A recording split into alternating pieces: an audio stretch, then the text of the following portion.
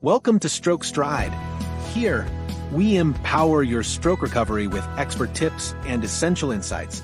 Let's start your journey to healing together. Can hemiplegia heal on its own? How well you recover depends on how much effort you put in. Hello everyone, I am Stroke Strong. Can hemiplegia heal on its own? After a cerebral hemorrhage causes hemiplegia, if the bleeding area is very small, there is a possibility of gradual recovery to some extent. However, without proper rehabilitation training, even if some functions are restored, there may still be difficulties with fine motor skills if we actively engage in rehabilitation, and the damaged brain area is not too large, then a good recovery is possible. We all know that damaged central nervous tissue cannot regenerate. But that doesn't stop us from creating new neural pathways. As long as we learn to use them and train every day, functions will gradually return.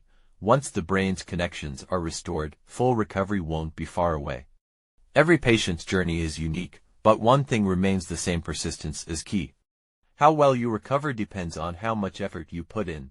If you like the video, please hit the like button, make comment and share. If you want more information, please visit the website in the description. Thanks for watching.